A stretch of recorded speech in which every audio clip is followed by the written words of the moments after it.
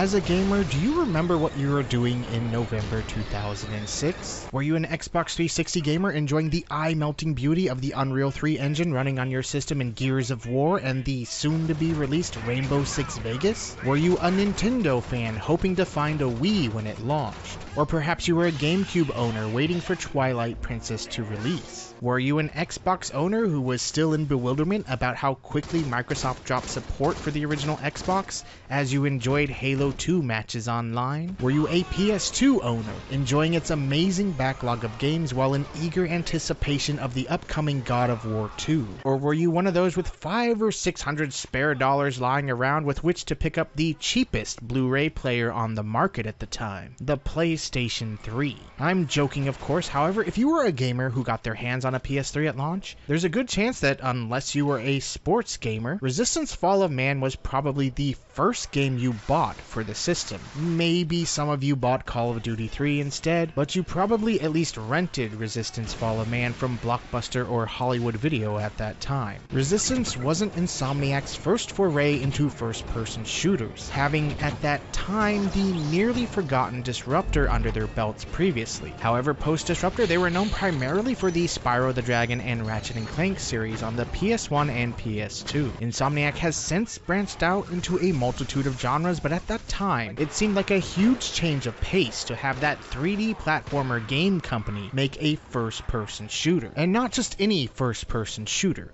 the biggest PS3 game available at launch. The gamble worked out for Insomniac and Sony as, while I didn't have the first-hand experience of owning a PS3 until 2009, the PS3's first year of offerings were so drab that it wouldn't be wrong to say that Resistance Fall of Man almost single-handedly kept the PS3 afloat in the West for its entire first year on the market. If not for Resistance, its Blu-ray playing capabilities, and the dangling carrot of Metal Gear Solid 4, the PS3 may very well have been an abysmal failure of a console instead of being a slow starter, though it gets little credit nowadays. Resistance Fall of Man was the most important PS3 launch game, and aside from being the one big-name game at launch and thereafter, it's still an excellent first-person shooter in its own right, and is worthy of the praise it received. Resistance tells an alternate version of history where World War II never happened, and follows the exploits of Nathan Hale, a descendant of the American Revolutionary War hero of the same name who was executed by the British for being a spy. Hale is part of the second wave of an American assault against the Chimera, a mysterious alien species that first appeared in Russia in the 1930s. Taking a decade to overtake the Russians, they then broke out from Russia to take over Europe within a matter of weeks. After that, they tunneled across the Channel to finally take over Britain. The Americans, who finally decided to get involved, launched an assault on the east coast of England, which quickly ended in failure, and with Nathan Hale getting infected with the Chimeran virus. The Chimera infuse humans with the virus so they can incubate them, mutating humans into Chimeran kind. Think of them as something similar to the Strogg in the Quake series, or the Borg in Star Trek, which is the blatant inspiration for the Strogg. Hale is the only person to ever be infected with the Chimeran virus and not succumb to it,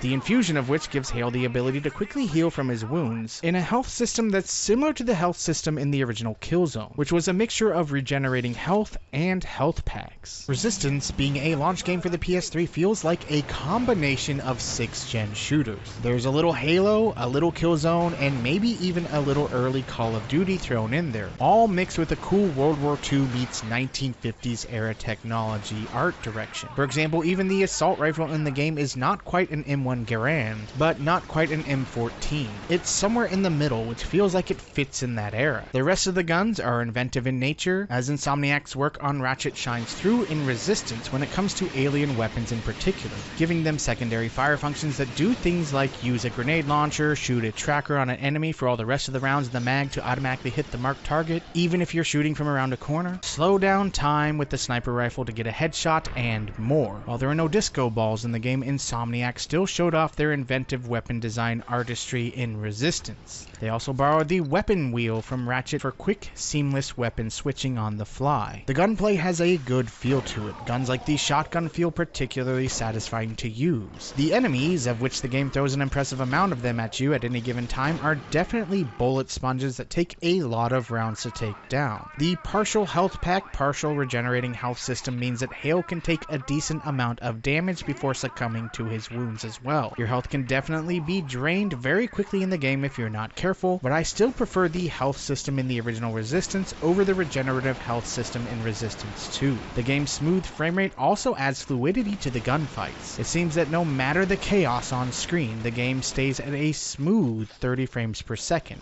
Part of it is probably because the first gen graphics that allow the game to run as smoothly as it does. One of the biggest and perhaps most valid complaints about the game in the reviews at the time was the fact that despite Sony's hype machine touting the power of the PS3's graphical capabilities, Resistance came under criticism for looking like nothing more than a higher resolution PS2 game. And while true, again it was a launch game for a system that was notoriously hard to program for. On the upside to the graphics is that the game runs incredibly smoothly, and it allowed for chaotic 40-player death matches online. The frame rate sometimes dips when there's a lot of smoke and particles on screen, but the game usually runs at a smooth 30 frames per second no matter how chaotic it gets, even if it's throwing a ton of Chimeran enemies your way. Call of Duty 3 had better next-gen visuals at launch, and to Activision's credit, still has its online servers up to this day, unlike Resistance. However, it also had frame rate issues and didn't run or look as good as its Xbox 360 counterpart. I guess I would liken it back to two PS2 launch first-person shooters. Time Splitters looked like a high-res N64 game, but ran incredibly smoothly no matter the amount of chaos on screen, with up to 10 bot opponents in each map. Unreal Tournament, which had the prettier next-gen graphics, had a lot of frame rate issues and could barely have 6 bots in each match. Both were great games, but Time Splitters played better thanks to being a smoother experience. The lower tier graphics were made up for in the smooth chaos and frenetic mayhem of both the single player campaign and the multiplayer matches. The game's gunfights become intense encounters when you mix in that smooth running engine and all the unique firearms and gunplay elements together. As I said, it has a good feel to it. The enemy AI on normal, which I played through the game at, is very good at popping out and harassing the player. My only annoyance with the game is a general annoyance I have with a lot of sci-fi shooters, and that's swarming bug enemies. I hate swarming bug enemies. Don't ask me why. I've never liked them. I guess that's just my personal preference. I've just never been big on swarming bug enemies in any game that uses them. The level designs are a little early Call of Duty, a little Killzone, and a little Halo. There are large sprawling landscapes that require vehicles to traverse, large war-torn cities to traverse, hostile landing sequences, sci-fi spaceship style areas, and even some cramped tunnel scenes. The variety and mixture of environments Hale traverses throughout the game gives it its own unique blending of levels. It feels similar to some games, but also has its own distinct style at the same time. From a gameplay and design standpoint, Resistance didn't do anything particularly new, but it does everything well. This game stepped up in a big way to fill the near void of quality exclusives in the PS3's first year on the market. There were some other good exclusives like Motorstorm, Warhawk, and even Ninja Gaiden Sigma that were out by summer 2007, but it wasn't until the near end of 2007 when games like Uncharted, Ratchet & Clank Future, and I'd even say Heavenly Sword, which I personally really enjoyed, hit that the higher profile exclusives really started to hit the system. Call of Duty 4 was also released in November of that year, which wasn't an exclusive, but without Resistance filling that gap of time as the biggest high profile exclusive, mixed with the anticipation of Metal Gear Solid 4, the PS3 may not have even seen Uncharted. Resistance rarely gets the credit for how important a game it was in hindsight. Some of my favorite shooters in the 7th gen are the ones that don't actually know they're 7th gen shooters. The ones that don't follow the typical 7th gen design rules. This is why Resistance feels like a breath of fresh air among so many other PS360 first-person shooters. It was too old to follow the later established design rules of the generation. Some at the time may have said those designs were outdated, but in the years following, I think that games like Resistance hold up better than a lot of shooters that were just following the trends of the day. Always keep in mind when people talk about older games by quote-unquote today's standards, they're really just talking talking about current popular trends. In the end, once those trends move on, a lot of supposedly outdated designed games hold up better than the games that were doing just what every other game was doing in each generation. The Call of Duty clone generation. In fact, one of my favorite first-person shooters of that generation was Time Shift. I realize this is a Resistance review, but I want to cover this game briefly as Time Shift was another 7th gen shooter that didn't follow a lot of the rules established in that day. It does have regenerative health, but its design mirrors Half-Life 2, as opposed to the normal Call of Duty style that was so popular at the time. Time Shift uses a cool time-shifting ability to slow down, pause, or rewind time, and their use in combat adds some really fun possibilities in the gunplay, and adds some really cool level designs to the game. It goes beyond just pausing time to jump across electrified water and becomes an integral part of the gameplay. Its level designs are definitely inspired by Half-Life 2. Its biggest flaw for story-based gamers is the fact that the story doesn't make a lick of sense when you play through it the first time. It makes more sense the second time around, but it still doesn't really make a lot of sense. I love Time Shift, and I've been trying to get the word out about this game since 2010. Time Shift was released on the PS3 and the Xbox 360 and is still available on Steam if you want to check it out. The 360 version is also backwards compatible on newer Xbox systems. So yeah, check out Time Shift. I love Time Shift, but I might be crazy, who knows. I did play Resistance online here and there back in the day, and its chaotic 40-player multiplayer matches were really fun. I love online games that break down into chaos. The more players, the merrier. The more carnage, the better. However, I do remember there being a different attitude that prevailed during that generation. When I would discuss online gaming in forums of the day, a lot of people didn't like large-scale chaos. They preferred less players on each team so they could shine. 4-on-4 was better to them than 20-on-20. That way they could be the best one on their team. I always thought that view was lame, but a lot of other gamers I interacted with at the time held that view. Outside of Battlefield, other large-scale team battle games flopped, as at the time people preferred Halo and Call of Duty sized teams, as opposed to larger games like MAG, Frontline, and even Resistance itself. Battle Royales have kind of killed that idea ever since, even if you can shine in them by being the last man standing, but my experience at the time was that most people preferred Halo-sized deathmatches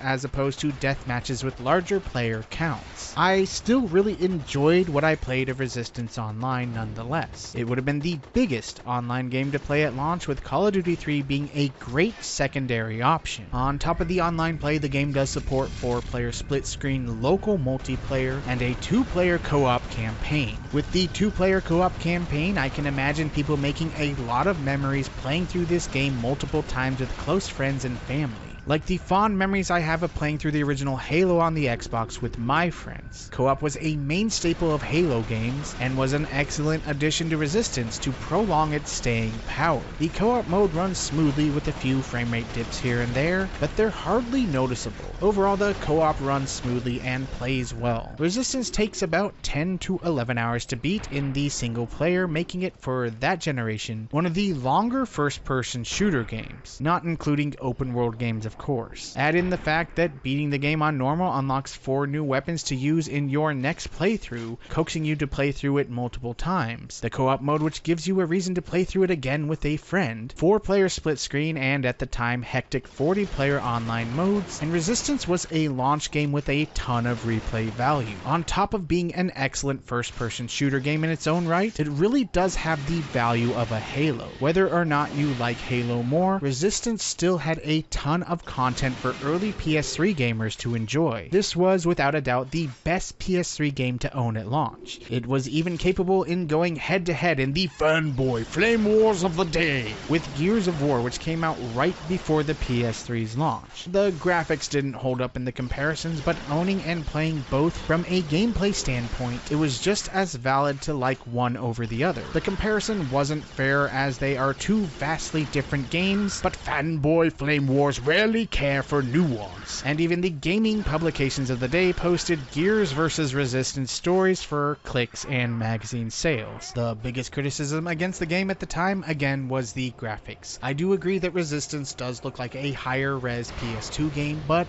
it probably is when it comes down to it. Even back in those days, it wasn't completely uncommon for developers to use old engine assets and previous gen tech and design elements in the early next generation software, modifying the engine to new hardware as needed. I don't have any substantial proof of this, and I haven't really looked into it because this isn't like a visual essay or whatever, but it's not unheard of for code from older engines to be modified and used for years to come. For example, id Tech 3 being used in the Infinity Ward engine, and when paired with the difficulties of programming for the PS3 mixed with the game needing to be out at launch, it wouldn't be unlikely that some PS2 engine elements were used. So as a launch game, it certainly didn't show off the supposed power of the soul, but the graphics still get the job done, and the art style in the game is still interesting. I've also read some complaints that there were quite a few times in the game that after the action stops, you were forced to walk large lengths of the levels in order to stretch the game out, and I can see that as a valid complaint. There are some parts of the levels that could have been cut out to make the game flow a little better, but there were really only a couple of stretches where I noticed this. The game also doesn't always point out where to go next, so on some occasions I had to wander around the level to find out where the next area was. There are no HUD elements pointing you in the right direction. The design is definitely a lot more, well, figure it out yourself. However, like the previously mentioned walking stretches, it's only an occasional hiccup in the experience. Overall, the game flows pretty well. And another complaint modern gamers might have against the game is that there is no trophy support. Resistance predates Sony's trophy support implementation. If you remember, Uncharted had to be updated with trophy support because not even it launched with trophy support. Sony brought in trophies as a response to Microsoft's achievement system, which was really popular at the time and is still popular to this day. So those trophy hunters out there that want to go back and play old PS3 games in order to get platinums, there is none of that happening here with Resistance. It's just a game you have to play because you want to.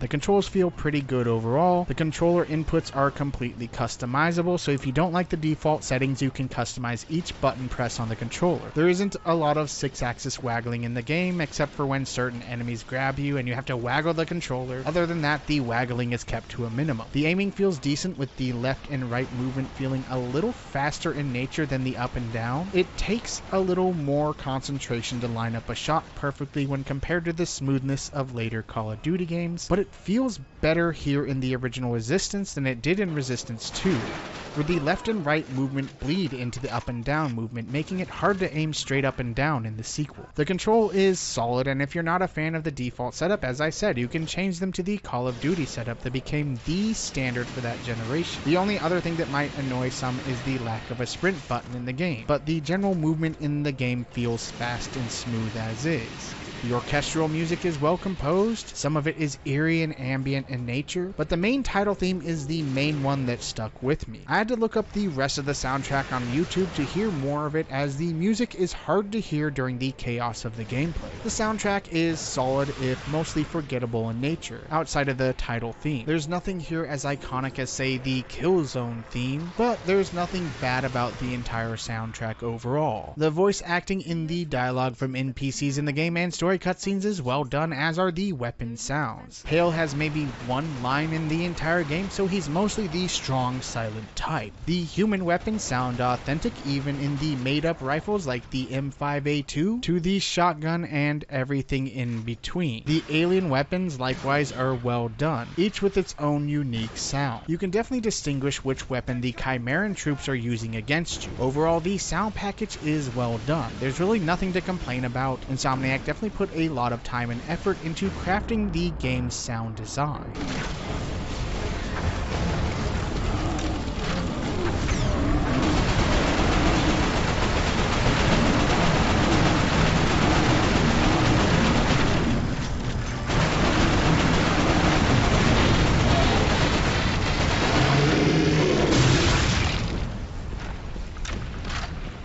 The bottom line. Even without the 40-player online death matches, which was a huge part of the game at the time it was released, I haven't looked into whether or not fans have brought these servers back up, as they have with a lot of other PS3 titles. Resistance Fallen Man is still worth going back to play. It has a lengthy, well-designed single-player mode that mirrors the best of 6th generation shooters like Halo, offers co-op and local deathmatch modes. This is a 7th gen shooter that doesn't realize it's a 7th gen shooter. Resistance Resistance is still beloved by early PS3 owners, and not just because the lack of anything else to play at the time. It's still a great shooter in its own right. If you are a trophy hunter, you probably won't care to go back and play it. However, if you're a fan of 6th generation style first-person shooters, or are collecting for the PS3, give this game a try if you haven't already. If you own this game and want to go back and feel the nostalgia of early PS3 ownership, it's still worth coming back to play. While I wasn't big on Resistance 2, the original is still one of my favorite PS3 first-person shooters. It just has its own unique style and feel to it, and apart from style and nostalgia, is still a great game if you ask me. Granted, I am weird, so take this all with a grain of salt. Also, maybe I should go back and play Resistance 2, I don't know, I just got to a boss I couldn't stand and just quit playing it. But Resistance 3, which I only recently fired up to play for the first time, is actually a pretty good game in its own right. It's a different type of game, but I would suggest Resistance 3 over Resistance 2. I don't know, maybe I need to go back and play Resistance 2, but I really don't feel like it.